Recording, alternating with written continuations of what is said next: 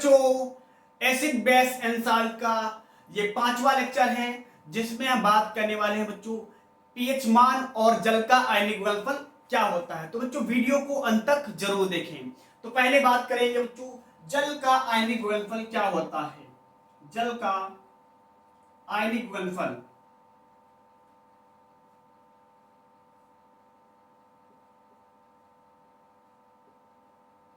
और उसके बाद बात करेंगे पीएच मान पर,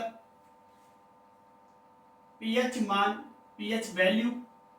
इसके बाद हम लोग बात करेंगे पीएच मान के कुछ उपयोग,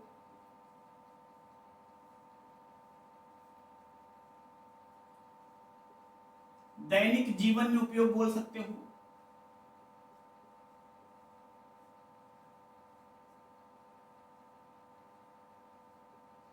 और उसके बाद पीएच मान पर आधारित कुछ अंकित प्रश्न यानी कि न्यूमेरिकल्स।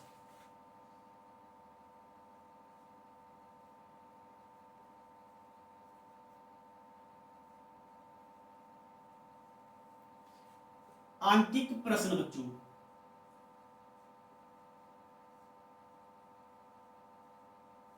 तो हेडिंग लगाइए जल का आयनिक गुणनफल।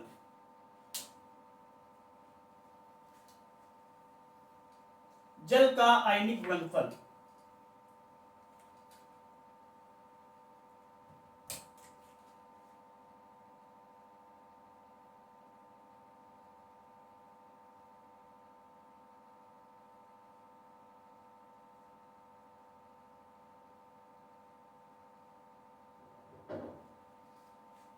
तो बच्चों जो हमारे पास जल होता है 25 डिग्री सेल्सियस पर शुद्ध जल का जो जल का आयनिक गुणनफल होता है 1/10⁻⁻14 होता है।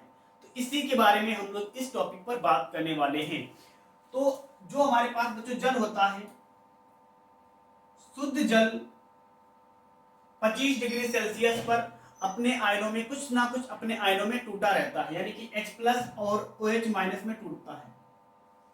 25 डिग्री सेल्सियस पर शुद्ध जल H+ और OH- में टूटता है। साम्यावस्था पर इसे किस प्रकार लिख सकते हैं? साम्यावस्था पर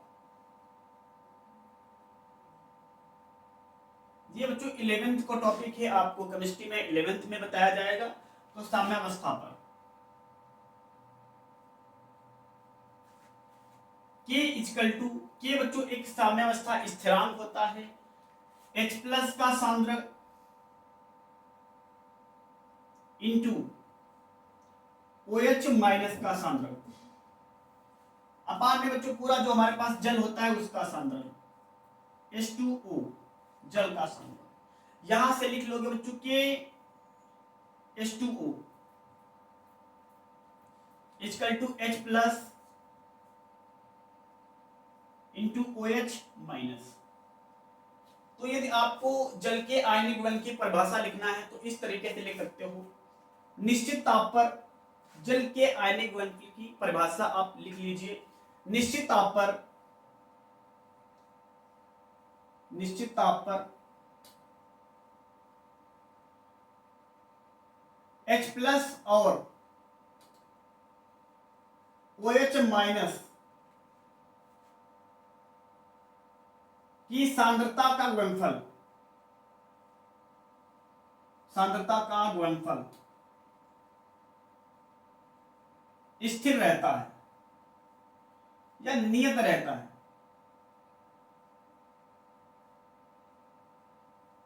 इसे ही बोलते हैं बच्चों जल का आयनिक गुणनफल।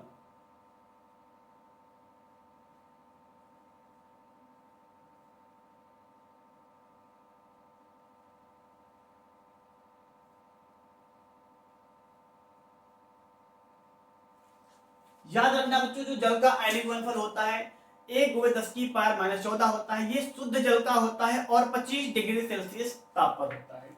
तो बच्चों यहाँ पर आप जो H2 होता है इसको लिख सकते हो KW। यहाँ पर W का मतलब वाटर होता है और K एक स्थिरांक है, यानी कि H+ इंटू OH-। इस तरीके से आप लिख सकते हो। जहां जो KW होता है,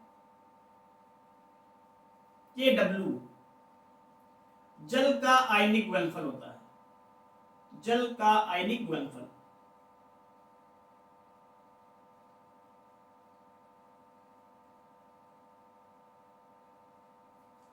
जो हमारे पास बच्चों 25 डिग्री सेल्सियस पर जल होता है उसके कुछ ना कुछ आयन्स अपने आयनों में रहते हैं, जैसे H प्लस और OH माइनस दोनों बराबर होते हैं बच्चों, जितना H प्लस होगा उतना ही OH माइनस होता है।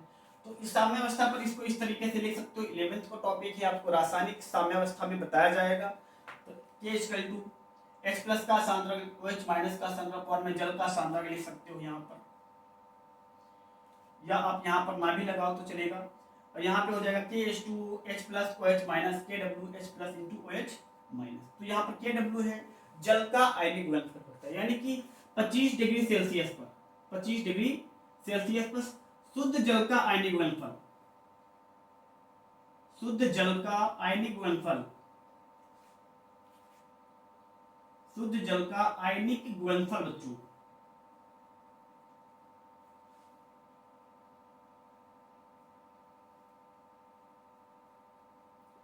10 टू दी पावर 14 होता है, 10 टू दी पावर माइनस 14, यानी कि KW जो होता है 10 की power minus 14 1 into 10 to the power minus 14 के बराबर होता है।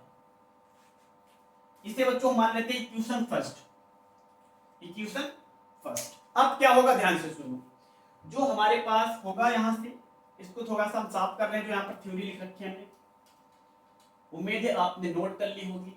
यदि आपने नोट नहीं की है तो वीडियो को पीछे कर लीजिए और इसे आप कॉपी पर नोट कर लीजिए। उसके बाद आपको ये नोट करना है अगर चाहो तो, बाकी आपके सिलेबस में इतना सब नहीं है लेकिन नोट कर सकते हो। यहाँ से क्या होगा बच्चों, जो KW की वैल्यू है समीकरण फर्स्ट में रखेंगे तो हो जाएगा 10 की पावर माइनस 14 H प्लस का सांद्रक इंटू OH माइनस का सांद्रक, इस तरीके से हो जाएगा। तो जो शुद्ध जल का आयनिक घनत्व होता है H plus into OH minus 10 की पावर माइनस 14 होता है। और बच्चों आपको एक बात पता है, जो हमारे पास 25 डिग्री सेल्सियस पर H प्लस और OH माइनस होते हैं, दोनों की संख्याएं बराबर होती हैं, यानी कि दोनों की सांद्रता मात्राएं बराबर होती हैं। जितना OH माइनस है उतना ही आपका H प्लस होता है। तो आप H प्लस के स्थान पर OH माइनस रख सकते हो और OH माइनस के स्थान पर H प्लस रख सकते हो। तो हम इसको इस यहां से साफ कर रहे हैं थोड़ा सा।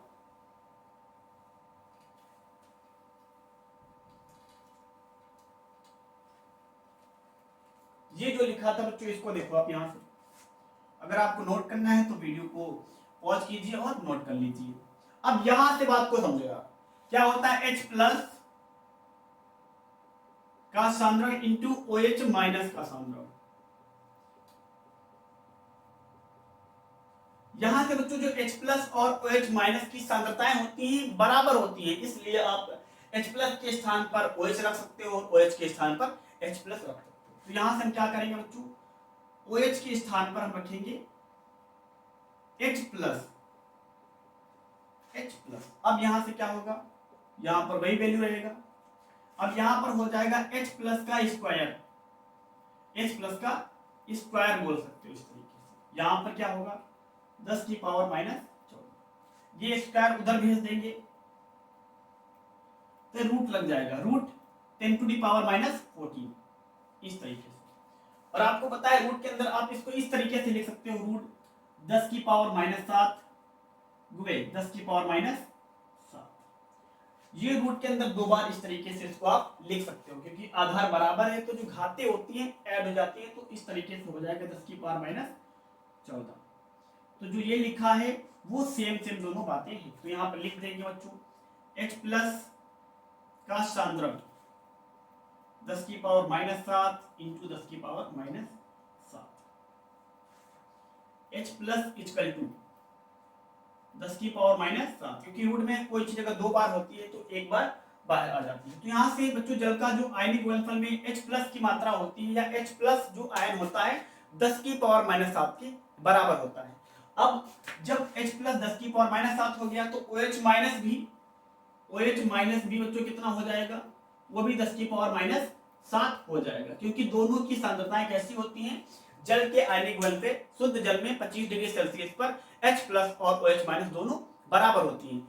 अब ये बच्चों आप याद रखोगे, इस फार्मूले को आपको याद रखना है। इसका फार्मूला बहुत, यानी ये बहुत इंपॉर्टेंट है यार। क्या होगा, यदि आपको H प्लस पता है तो OH ज्ञात कर सकते हो। जैसे आपको H प्लस ज्ञात है तो OH निकाल सकते हो, यदि OH ज्ञात है तो आप H प्लस निकाल सकते हो। दोनों में से कोई एक वैल्यू पता होगी तो दूसरी वैल्यू आपको पता चल जाएगी। तो इसलिए ये फार्मूला इंपॉर्टेंट होता है, तो इसे भी आप नोट कर लीजिए। वैसे तुम्हारे सिलेबस का नहीं है पर नॉलेज के लिए इसे आप नोट कर लीजिए।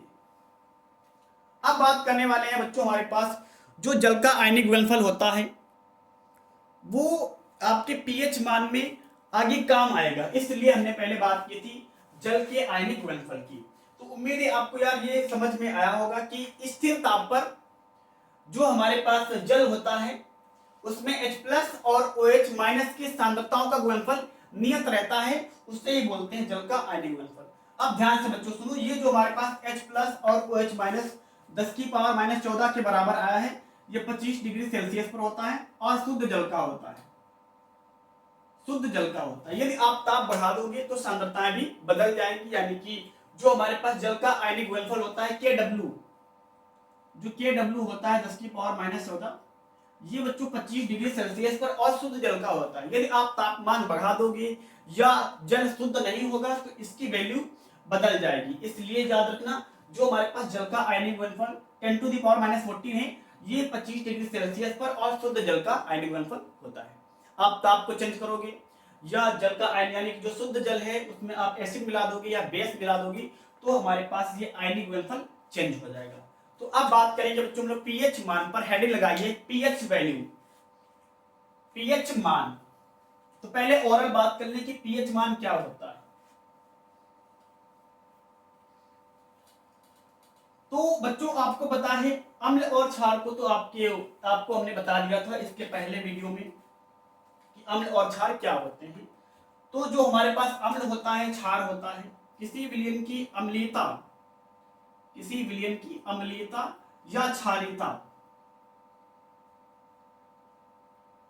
को दर्शाने के लिए हमें एक सोरेनसन वैज्ञानिक ने 1909 में एक सिद्धांत दिया, एक नियम दिया, उसे ही बोलते हैं बच्चों पीएच मान। 1909 में सोरेनसन ने बच्चों एक सिद्धांत दिया विलयन की अम्लीयता और क्षारीयता की प्रकृति को दर्शाने के लिए। कौन विलयन कितना अम्लीय है, कितना क्षारी है, इसको दर्शाने के लिए एक सिद्धांत दिया, एक नियम बनाया, एक मापन बनाया, जिसे ही बोलते हैं बच्चों पीएच मान। किसने बताया? 1909 में सोरेनसन ने। तो इसमें क्या होता है बच्चों, ये किसी विलयन का पीएच मान 7 होता है, किसी विलयन का पीएच मान 7 आता है तो वो विलयन होगा बच्चों उदासीन। विलयन कैसा होगा? उदासीन होगा। मोटे मोटे तौर पर हम लोग बात कर रहे हैं, इसको अभी हम लोग डिटेल से भी समझेंगे। यदि बच्चों किसी विलयन का पीएच मान 7 से कम होगा, विलयन का पीएच मान 7 से कम होगा तो वो विलयन बच्चों अम्लीय होगा, वो विलयन अम्लीय होगा। किसी विलयन का पीएच मान बच्चों 6 है तो वो अम्लीय होगा, 5 है तो वो भी अम्लीय होगा। अब बात समझो, पीएच मान 7 से जितना कम होगा अम्लीयता उतनी ज्यादा होगी, यानी कि जिसका पीएच मान 6 है और जिसका पीएच मान 5 है वो विलयन 6 की अपेक्षा में ज्यादा अम्लीय प्रकृति का होता है।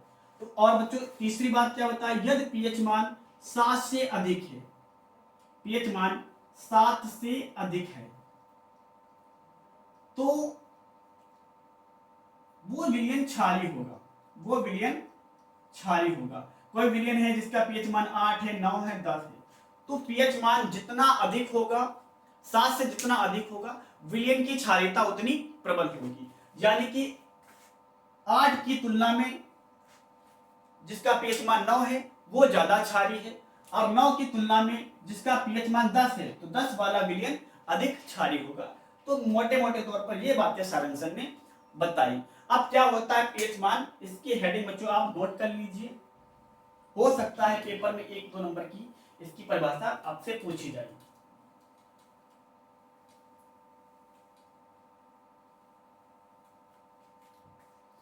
तो बच्चों पहले यहां पर आप याद रखना जो जल का आयनिक गुणनफल होता है H plus into OH minus 10 की पावर माइनस 14 होता है, यानी कि दोनों की वैल्यू H प्लस में भी 10 की पावर माइनस 7 और OH माइनस की भी वैल्यू होती है 10 की पावर -7। दोनों के जो गुणनफल होता है 10 की पावर -14 होता है। अब बच्चों हेडिंग लगाएंगे पीएच मान की परिभाषा। पीएच मान की परिभाषा, तो क्या परिभाषा होती है बच्चों? हाइड्रोजन आयन की मोल प्रति लीटर की, हाइड्रोजन आयन की मोल प्रति लीटर में उपस्थित सांद्रता की ऋणात्मक लघुगणक को पीएच कहते हैं। हाइड्रोजन आयन की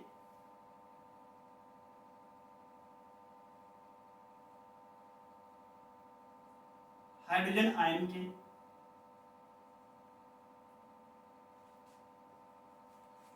मोल प्रति लीटर में, मोल प्रति लीटर में उपस्थित, मोल प्रति लीटर में उपस्थित सांद्रण के ऋणात्मक लघुगणक को, ऋणात्मक लघुगणक, लॉगरिथम, बच्चों लघुगणक को इंग्लिश में बोलते हैं लॉगरिथम, ऋणात्मक लघुगणक को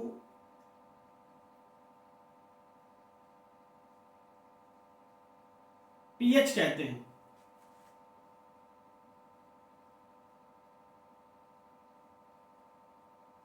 आप इसकी परिभाषा बच्चों दूसरे तरीके से भी बोल सकते हो। किसी विलयन का पीएच मान विलयन में उपस्थित H+ आयनों की सांद्रता पर निर्भर करता है। ये सिंपल सी लैंग्वेज हो जाएगी। किसी विलयन का पीएच मान विलयन में उपस्थित H+ आयनों की संख्या के बराबर होता है, यानी कि H+ आयनों की संख्या के पर निर्भर करता है। तो इसे आप चाहे इसको लिख लीजिए या लिख लीजिए किसी विलयन का पीएच मान उस विलयन में उपस्थित H+ आयनों की संख्या पर निर्भर करता है। तो इसका फार्मूला बच्चों क्या होता है? H+ इक्वल टू पीएच मान यानी pH equal to minus log H+, log H+। क्या है बच्चों? इसको बहुत लोग लिख देते हैं H3O+, hydronium ion, H3O+ hydronium ion. तो यहाँ पर चाहे आप H+ लिख लिए या लिख सकते हो pH equal to minus log H3O+। वो दोनों सेम बातें होती हैं। कुछ टीचर आपको यहाँ पर इस तरीके से लिखते हैं H+ और कुछ लिख देते हैं यहाँ पर H3O+। तो यहाँ पर होता है हाइड्रोनियम आयन सांद्रण। तो अब क्या होगा बच्चों, ध्यान से सुनो। जो लॉग होता है ये पहले 2017 और 16 के आसपास मैथ में क्लास 9 का चैप्टर हुआ करता था, लेकिन अब इसको सिलेबस से हटा दिया गया है। तो इसको आप ध्यान से देखिए, ये होता है लॉग, लगभग इसे हिंदी में कहते हैं। ये बेस 10 पे चलता है। तो अगर बच्चों आपको ये माइनस चिन्ह नहीं लिखना है तो आप इसको इस तरीके से लिख सकते हैं pH equal to log 1/H+, 1/H+। तो इस तरीके से हो जाता है। तो इस तरीके से भी आप इसको लिख सकते हो। यदि आपको दोनों फार्मूले नहीं पसंद आ रहे हैं तो इसका एक और संबंध होता है H+ और pH- में। आप क्या लिख सकते हो इस संबंध को? H+ इक्वल टू 10 की power -pH, H+ equal to 10 की पावर -pH। आप pH मान निकालने के लिए इस फार्मूले का भी यूज कर सकते हैं। ये वाला फार्मूला लिखो या ये लिखो या ये संबंध भी pH मान का होता है। तो क्या होता है बच्चों, हाइड्रोजन आयन के मोल प्रति लीटर में उपस्थित सांद्रण के ऋणात्मक लघुगणक को, सांद्रण के ऋणात्मक लघुगणक को pH कहते हैं। या आप वो सिंपल लैंग्वेज लिख सकते हो, किसी विलयन का pH मान विलयन में उपस्थित H+ आयनों की संख्या पर निर्भर करता है, H+ आयनों की संख्या पर निर्भर करता है। तो इसे भी आप नोट कर लीजिए। तो बच्चों इस वाले फार्मूले का हम लोग बहुत ही इंपॉर्टेंट है, यानी कि इसको हम लोग यूज करने वाले हैं। आप इसका भी यूज कर सकते हो, चाहो इस फार्मूले का यूज करो। तो बच्चों लॉग के चाहो तो आप फार्मूले लिख लीजिए। लॉग के 3 फार्मूले होते हैं जो बहुत ही काम के होते हैं। तो अगर आपको बच्चों फार्मूले लिखना है तो लिख लीजिए, नहीं लिखना है तो कोई बात नहीं। लॉग के 3 फार्मूले होते हैं जो आपको कहीं ना कहीं यूज में आने वाले हैं, 12th क्लास की केमिस्ट्री में यूज होते हैं। तो पहला फार्मूला होता है बच्चों log Mn, log Mn, log M into N। तो इसको आप लिख सकते हैं log M plus log N, log M plus log N। यानी कि जैसे लिखा हो बच्चों लॉग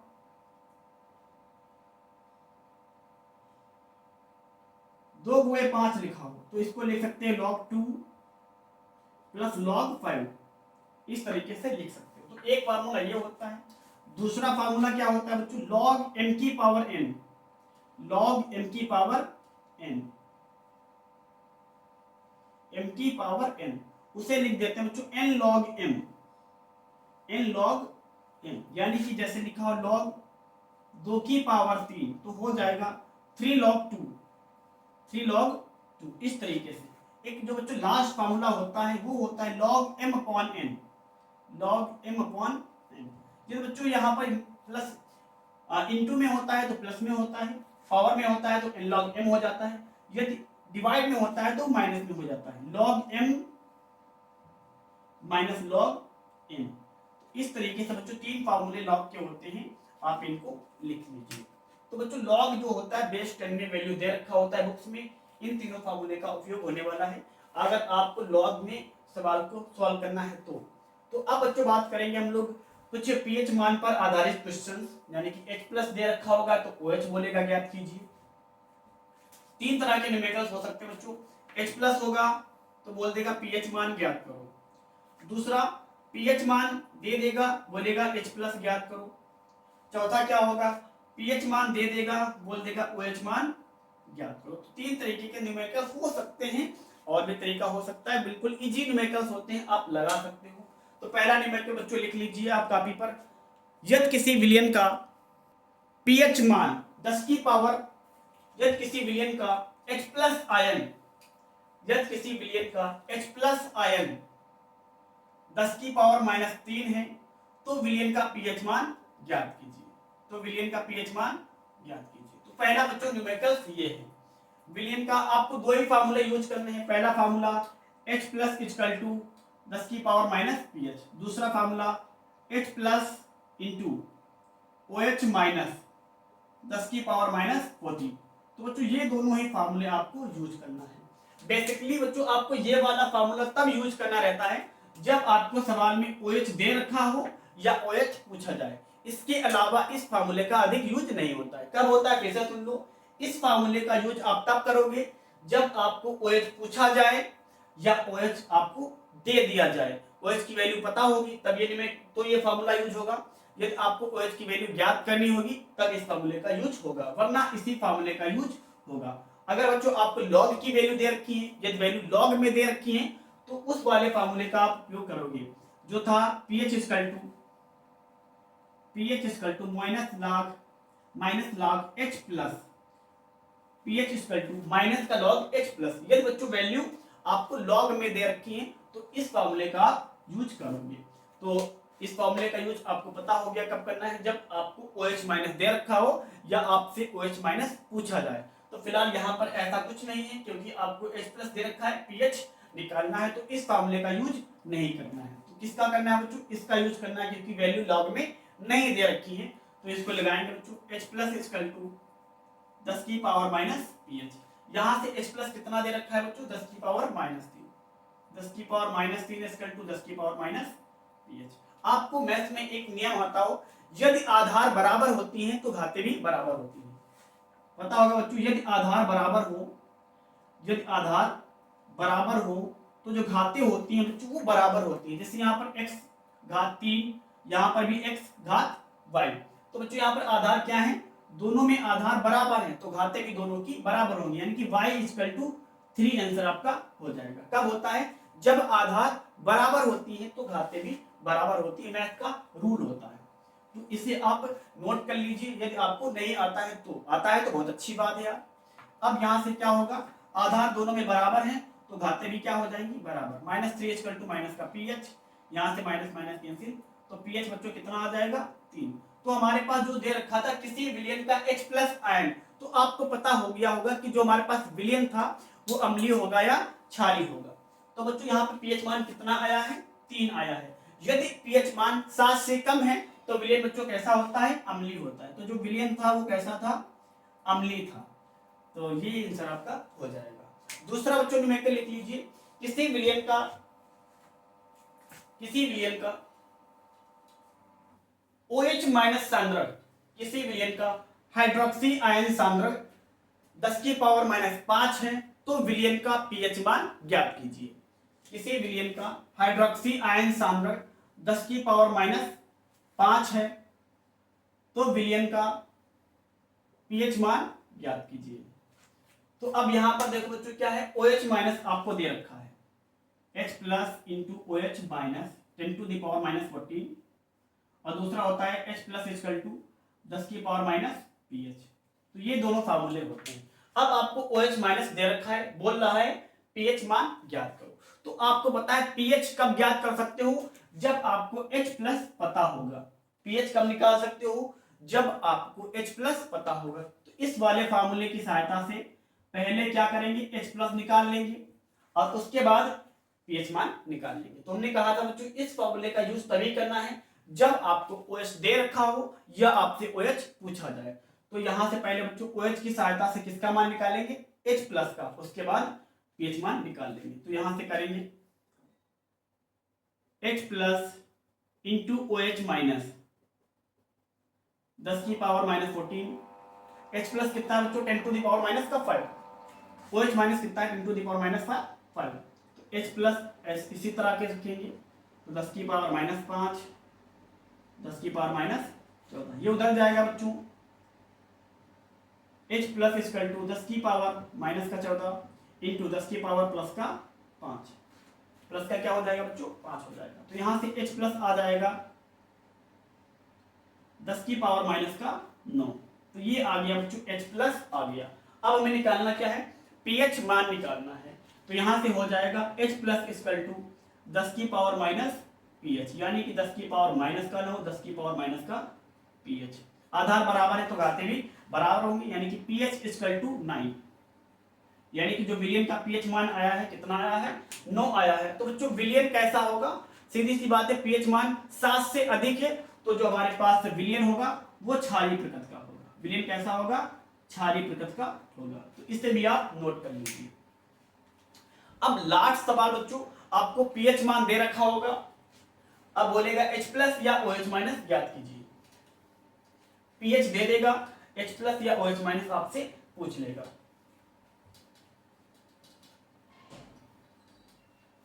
तो किसी विलयन का pH मान 3 है बच्चों, किसी विलयन का pH मान 3 है, तो विलयन का OH माइनस सांद्रक ज्ञात कीजिए। किसी विलयन का pH मान 3 है, तो विलयन का OH माइनस सांद्रक ज्ञात कीजिए। इन्हीं दो का फार्मूला बच्चों यूज होगा।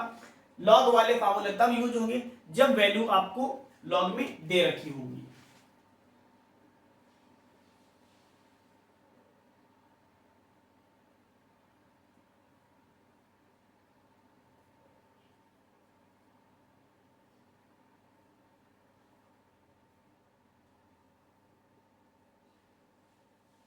अब ध्यान से सुनो बच्चों, क्या है यहां पर pH मान दे रखा है और बोल रहा है OH माइनस ज्ञात करो, यानी कि यहां से आपको दोनों वैल्यू नहीं ज्ञात है, ना ही H प्लस पता है ना ही OH माइनस पता है। जब दोनों में से कोई एक पता चल जाए तो आप एक वैल्यू ज्ञात कर सकते हो। तो यहां से pH वैल्यू दे रखा है, तो pH मान की सहायता से पहले निकाल लेंगे हम लोग H प्लस। जैसे H प्लस पता हो जाएगी उसके बाद इस फार्मूले की सहायता से आप OH माइनस निकाल सकते हो। और फिलहाल बच्चों अगर विलयन की प्रकृति बोल दी जाए तो pH मान 7 से कम है तो विलयन की प्रकृति हो जाएगी अम्लीय। तो यहां से लगाएंगे बच्चों H प्लस इक्वल टू 10 की पावर माइनस का pH, तो H प्लस आ जाएगा 10 की power -3, H plus equal to 10 की पावर -pH। pH कितना था 3 था, तो यहाँ पे 3 रख दिया, जिससे H प्लस कितना आया 10 टू द पावर -3। अब इसको इस वाले फार्मूले में रख देंगे, यानी कि H plus into OH minus, H plus into OH minus 10 to the power -14। H plus निकाल लिया हमने 10 की पावर -3 इंटू OH का माइनस 10 की पावर -14। अब इस वैल्यू को यहां भेजेंगे तो उधर जाएगा प्लस में हो जाएगा, OH माइनस इक्वल टू 10 की पावर -14 इंटू 10 की पावर +3। अब बच्चे 14 से 3 जाएगा तो हो जाएगा 10 की पावर -11। तो OH कितना आ जाएगा 10 की पावर -11। तो उम्मीद है बच्चों आपको ये भी न्यूमेरिकल्स समझ में आया होगा। अब बच्चों हम लोग बात करने वाले हैं पीएच मान के उपयोग की। तो दैनिक जीवन में पीएच मान का उपयोग क्या होता है, तो इस पर हम लोग बात करने वाले हैं। तो बच्चों दैनिक जीवन में पीएच मान के बहुत सारे उपयोग हो सकते हैं। तो पहला जो उपयोग होता है, पाचन में हम लोग पीएच मान का उपयोग करते हैं। तो पहला उपयोग किसमें होता है, पाचन में। तो नंबर 1 उपयोग लिखिए बच्चों, पाचन में। पीएच मान का जो नंबर 1 उपयोग होता है पाचन में होता है। कैसे उपयोग होता है अभी हम लोग इसके बाद में जरूर बात करेंगे। तो पहला उपयोग होता है पाचन में। दूसरा उपयोग होता है बच्चों दंत क्षय में। दंत क्षय में, दांत होते हैं जो बच्चों खराब हो जाते हैं, वहां पर भी दांत को सही रखने के लिए हम लोग पीएच का उपयोग कर सकते हैं। तीसरा उपयोग होता है बच्चों कृषि में। कृषि में यानी कि मिट्टी क्षय में, मृदा मृदा में भी पीएच मान का उपयोग होता है। जो किस तरीके से होता है पहले बात करेंगे बच्चों। पाचन में हमारे पास पीएच मान का उपयोग कैसे होता है, ध्यान से समझो। तो तीनों में उपयोग होता है, और भी उपयोग होते हैं, फिलहाल आपके लिए 3 बहुत हैं। तो पहले बात करेंगे पाचन में। तो बच्चों क्या होता है, ध्यान से सुनो। जो हमारा पेट होता है, जो हमारा पेट होता है, फिलहाल ये पेट नहीं है यार, लेकिन बात को समझो। उसमें आमाशय होता है। तो आमाशय में बच्चों हमारे पेट में होता है अम्ल। हमारे पेट में क्या होता है, अम्ल होता है। और वो कौन सा अम्ल होता है, HCl अम्ल, हाइड्रोक्लोरिक अम्ल, यानी कि हाइड्रोजन क्लोराइड अम्ल, जिसका पीएच मान होता है बच्चों 2.2। पीएच मान होता है लगभग 2.2। यानी कि जो हमारा अम्ल होता है पेट के अंदर HCl, वो बहुत ही ज्यादा प्रबल होता है, क्योंकि 2.2 पीएच मान बहुत ही कम है, 7 से बहुत ही कम है। तो जो हमारा पेट होता है उसमें क्या होता है बच्चों, आमाशय होता है, और उसमें अम्ल कौन सा होता है, पेट में HCl अम्ल होता है, जिसका पीएच मान लगभग 2.2 होता है। अब ये जो एसिड होता है इसका बच्चों यूज क्या होता है, जो हमारे पेट में एसिड है इसका यूज क्या होता है। जो पेट में एसिड होता है ये हमारे भोजन को पचाता है। ये क्या होता है, भोजन को पचाता है। भोजन को क्या करता है बच्चों, पचाता है, और पेट में आमाशय को या पेट में और कोई नुकसान नहीं पहुंचाता। ध्यान से समझो बच्चों, पेट में भोजन को पचाता है और पेट को कोई नुकसान नहीं पहुंचाता है। और पेट और आमाशय को, पेट और आमाशय को नुकसान नहीं पहुंचाता है बच्चों, नुकसान नहीं पहुंचाता है, नहीं पहुंचाता है। तो ये बात आप याद रखना बच्चों। हमारे जो पेट होता है उसके आमाशय यानी कि पेट में जो अम्ल होता है HCl होता है, और उसका पीएच मान लगभग 2.2 होता है, और ये क्या करता है, भोजन को पचाता है, और पेट और आमाशय को कोई नुकसान नहीं पहुंचाता है। अब क्या होता है बच्चों, ध्यान से सुनो। जब कभी हमारे पेट में अपच की उपस्थिति होती है, यानी कि अपच में बोल सकते हो अधिक मात्रा में जब भोजन कर लेते हो, अधिक मात्रा में भोजन का सेवन करना, जब आप अधिक मात्रा में भोजन कर लेते हो, जिससे हमारा जो आमाशय होता है अधिक मात्रा में एसिड बनाने लगता है। समझो बच्चों, जो हमारे पेट का आमाशय होता है एसिड को बनाता है। जब हम लोग अपच की स्थिति में यानी कि भोजन ज्यादा मात्रा में कर लेते हैं, जितना आपको भोजन लेना चाहिए उससे ज्यादा ले लेते हैं, तो हमारे पास जो आमाशय होता है पेट में अम्ल की मात्रा को बहुत ज्यादा तरीके से बनाने लगता है। उस स्थिति में बच्चों क्या होता है, पेट और सीने में जलन होती है। जब अम्ल की मात्रा अधिक हो जाती है, जब हमारे पेट के अंदर एसिड जो होनी चाहिए, जितनी मात्रा इसकी होनी चाहिए, एक इसका लेवल होता है, अब उस लेवल से ऊपर जब मात्रा हो जाएगी उसकी, तो क्या होता है, पेट और जो हमारा मतलब सीना होता है उसमें जलन होने लगती है। पेट और सीने में जलन होने लगती है, सीने में जलन होने लगती है। तो अब बच्चों क्या किया जाता है, अब यहाँ पर बात आती है पीएच मान की, क्योंकि हमारे पास पीएच कितना होना चाहिए था, लगभग 2.2। अब क्या होगा, आप खाना ज्यादा ले लेंगे, जिससे आपके पेट में अम्ल की मात्रा ज्यादा हो जाएगी और पेट और सीने में जलन होगा। तो क्या करते हैं बच्चों, इससे राहत के लिए, यानी कि जो ज्यादा मात्रा में एसिड बना है इसको कम करने के लिए हम लोग एंटासिड का यूज करते हैं। एंटासिड, एंटासिड यानी कि बच्चों अम्ल की मात्रा को कम करने वाला पदार्थ, ऐसे पदार्थ जो अम्ल की मात्रा को कम कर देते हैं, तो एंटासिड का उपयोग करते हैं। उसमें मुख्य रूप से बच्चों होता है मैग्नीशियम हाइड्रोक्साइड, मैग्नीशियम हाइड्रोक्साइड, तो इसका यूज करते हैं। अब क्या करते हैं बच्चों, इनो जो होता है, आपने इनो तो पिया होगा, जो इनो होता है इनमें मुख्य रूप से मैग्नीशियम हाइड्रोक्साइड हो सकता है, या आप कोई दूसरा पेट की अम्लता को खत्म करने के लिए कोई दूसरा पदार्थ भी, आप दूसरे टैबलेट्स या कोई पदार्थ ले सकते हैं। फिलहाल जो मैग्नीशियम हाइड्रोक्साइड होता है ये सफेद रंग का पाउडर जैसा पदार्थ होता है, सफेद रंग का और बच्चों पाउडर जैसा पदार्थ होता है। तो अब क्या होगा, जब पेट में आपके अम्ल ज्यादा हो जाएगा तो इसकी मात्रा को दूर करने के लिए हम मैग्नीशियम हाइड्रोक्साइड का उपयोग करते हैं। अब ये क्या है, मैग्नीशियम हाइड्रोक्साइड एंटासिड होता है, ये अम्ल की मात्रा को नियंत्रित करता है, यानी कि ये हाइड्रोक्साइड क्षार होता है, ये अम्ल से रिएक्शन करता है और जो अधिक मात्रा में अम्ल था उससे रिएक्शन करके उसको एक लवण में यानी कि उसको उदासीन कर देता है और हमारे पेट में जलन और सीने में जलन से राहत मिल जाती है। कैसे रिएक्शन होती है, ध्यान से सुनो। ये मैग्नीशियम हाइड्रोक्साइड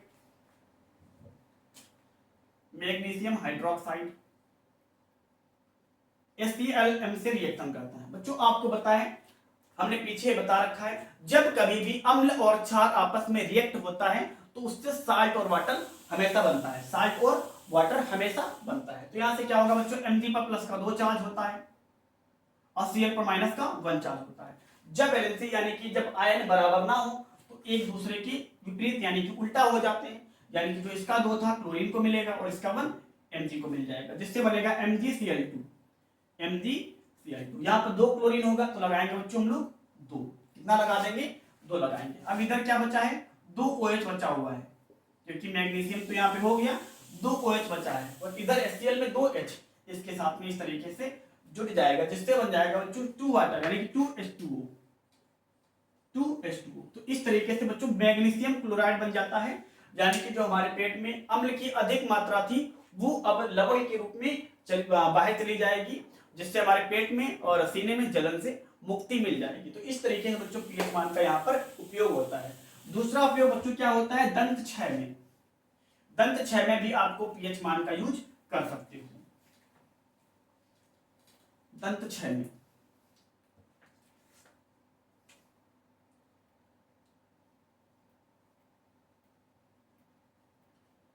तो बच्चों बात सुनो, हमारा जो मुंह होता है, मुंह में अम्ल पाया जाता है जिसका पीएच मान बच्चों होता है 5.5। जो अम्ल होता है उसका, उसमें जो मुंह में जो अम्ल होता है बच्चों उसका पीएच मान कितना होता है, लगभग 5.5 होता है। अब ध्यान से सुनो, हमारे जो दांत होते हैं उसमें एक इनेमल, दांतों के ऊपर बच्चों एक इनेमल पदार्थ होता है जो दांतों के ऊपर कवच का कार्य करता है। जो हमारे दांत होते हैं बच्चों, जो हमारा मुंह होता है उसके ऊपर जो दांत लगे होते हैं इस तरीके से बढ़िया से एकदम मस्त, उसके ऊपर इनेमल नाम का एक पदार्थ लगा होता है। इनेमल नाम के पदार्थ की एक परत होती है जो क्या करता है, इस अम्ल से दांतों की सुरक्षा करता है, क्योंकि जो हमारा अम्ल होता है ये दांत को धीरे धीरे क्षरण करता है। अगर हमारे पास इनेमल की परत ना हो तो दांत बहुत जल्दी खराब हो जाएंगे। इसलिए क्या होता है, जो हमारे दांत होते हैं उस पर इनेमल की परत होती है। ये एक ही बहुत ही कठोर पदार्थ होता है। ये क्या होता है बच्चों, बहुत ही कठोर पदार्थ होता है। तो क्या होता है, ध्यान से सुनो, जो हमारा मुंह होता है यदि इसका पीएच मान कम हो जाए तो ये इसकी अम्लता क्या हो जाएगी, बढ़ जाएगी, क्योंकि इसका मान मान लो 5 से कम होने पर इसका वैल्यू जितना कम होगा पीएच मान उतना ही कम होता जाएगा और अम्लता बढ़ती जाएगी। तो क्या होगा, हमारे पास ये जो अम्ल होता है इस इनेमल को क्या करता है, इसको धीरे धीरे खराब करता रहता है। और एक सिचुएशन यानी कि एक अवस्था ऐसी आती है कि हमारा जो इनेमल होता है पूरी तरीके से खराब हो जाता है। उसके बाद ये अम्ल हमारे दांतों के भीतरी हिस्सों में जाती है, हमारे दांतों के भीतरी हिस्सों में जाकर वहां भी नुकसान पहुंचाते हैं, जिससे हमारे मुंह के पूरे दांत बच्चों खराब हो सकते हैं। क्या हो सकते हैं, खराब हो सकते हैं। अब क्या होता है, ध्यान से सुनो बच्चों, इससे बचने के लिए हम क्या कर सकते हैं, क्योंकि हमारे पास पीएच मान पीएच मान कम हो गया है, अम्लता ज्यादा हो गई है, तो इससे बचने के लिए हम एक अच्छे टूथपेस्ट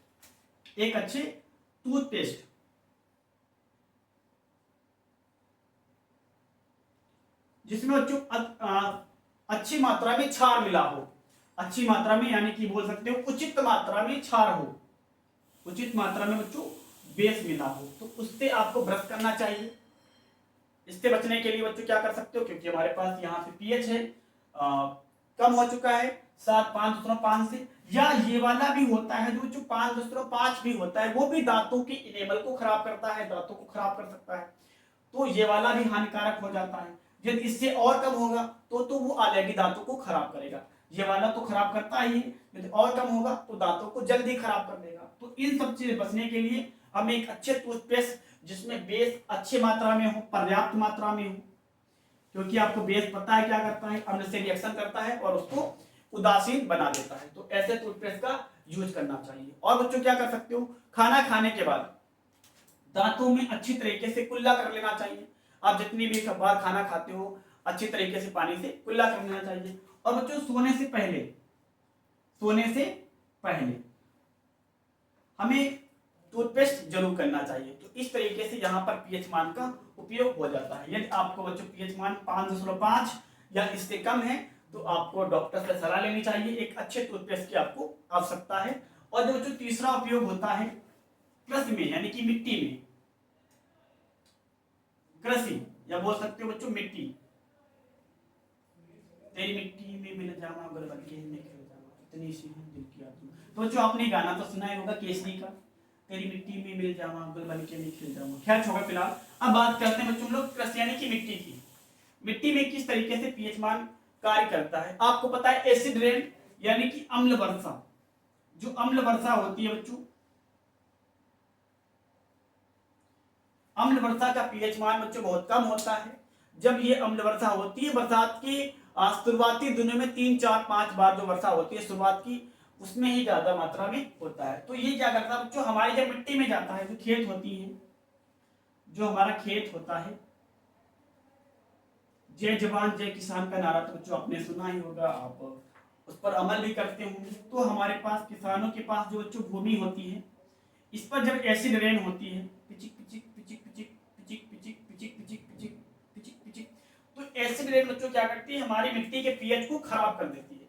क्योंकि हर फसल के लिए बच्चों एक निश्चित पीएच होना चाहिए। हर फसल के लिए एक निश्चित पीएच होता है। ये नहीं कि पीएच मान कितना भी हो जाए, पीएच मान ज्यादा हो जाए, पीएच मान कम हो जाए, तब भी फसल हमारी उगेगी, ऐसा नहीं होता। हर फसल के लिए एक निश्चित पीएच मान होता है। अब जब बच्चों अम्ल वर्षा होती है तो मिट्टी का पीएच मान कम हो जाता है, क्योंकि अम्ल होगा तो पीएच मान क्या करेगा, मिट्टी के पीएच मान को क्या कर देता है, कम कर देता है, जिससे हमारी मिट्टी अधिकतर अम्लीय हो जाती है। अब क्या होता है, यदि फसल को इस पीएच मान, एक निश्चित पीएच मान की आवश्यकता होगी, अब पीएच मान कम हो जाएगा तो हमारे पास मिट्टी क्या हो जाएगी, अम्लीय हो जाएगी। अब जो फसल अच्छी होनी थी उसकी उत्पादक कम हो जाएगी, उसकी उत्पादकता बच्चों कैसी हो जाएगी, कम हो जाएगी। यानी कि हर फसल के लिए एक निश्चित पीएच मान की आवश्यकता होती है। अब अम्ल वर्षा में क्या होगा, ये पानी जो खेत में जाएगा ये अम्लीय होता है, ये एसिड बच्चों कैसी होती है, पानी में एसिड होता है, तो अम्ल मिट्टी के पीएच मान को कम कर देगा, जिससे फसल उस पीएच मान पर अच्छा उत्पाद यानी कि अच्छी तरीके से अपने अनाज में नहीं टूटे, यानी अच्छा अनाज नहीं बना पाएगा। तो ये बोल सकते हो बच्चों फसल अच्छी तरीके से नहीं उग पाएगी। तो इस समस्या को दूर करने के लिए बच्चों हम लोग क्या करते हैं, खाद का यूज कर सकते हैं, खाद का यूज करते हैं। तो यहाँ भी बच्चों कैसे पीएच मान का यूज होता है, अम्ल वर्षा होती है, जिससे क्या करते हैं किसान अपनी मिट्टी को टेस्ट कराते हैं, अपनी मिट्टी का बच्चों क्या कराते हैं, टेस्ट करा लेते हैं, जिससे पता चल जाता है उनके भूमि का जो पीएच मान होना चाहिए उससे कितना कम हो गया है, उसमें कितने किस तरह से खाद मिलानी है, ज्यादा खाद मिलानी है या कम खाद मिलानी है। क्योंकि यदि आप ज्यादा भी खाद मिला दोगे पीएच मान ज्यादा हो जाएगा, यानी कि पीएच मान मान लो मिट्टी का होना चाहिए, जैसे आपको मिट्टी का पीएच मान 1.2 मान लेते हैं लगभग, जैसे पीएच मान आपको x होना चाहिए। अब इससे ज्यादा हो जाए या इससे कम हो जाए तो दोनों तरीकों से बच्चों हमें यानी कि भूमि में फसल होती है उसके लिए नुकसानदायक होता है। तो पीएच मान एक फिक्स वैल्यू में होता है मिट्टी के लिए या फसल के लिए, तो उसको सही करने के लिए हम लोग पीएच का यूज करते हैं। किस तरीके से हमारा पीएच बदला हुआ है उसमें उसी प्रकार से हम लोग खाद का यूज कर लेते हैं। तो उम्मीद है बच्चों आपको इतनी सारी आपको बातें समझ में आई होंगी। यहाँ से मिट्टी का पीएच मान कैसे चेंज हो जाता है बच्चों, जब एसिड रेन होती है तो पीएच मान कम हो जाता है, उसको सही करने के लिए हम लोग खाद का यूज करते हैं। क्यों करते हैं, क्योंकि फसल जो होती है एक निश्चित पीएच मान पर ही उगती है। यदि आप सही नहीं करोगे तो फसल अच्छे तरीके से नहीं उगेगी और जितनी मात्रा में अनाज होना चाहिए उससे कम मात्रा में होगा। तो इसलिए बच्चों यहाँ पर भी पीएच मान का यूज होता है। आप एक्सपर्ट से अपनी मिट्टी चेक कराइए, पीएच मान किस तरीके से कम होता है या ज्यादा होता है, वहां पर उस तरीके से आप अलग अलग पदार्थ का यूज कर सकते हो। तो उम्मीद है यार आपको ये सब बातें समझ में आई होंगी। तो आई होप यार हम बात करते हैं अगले वीडियो में।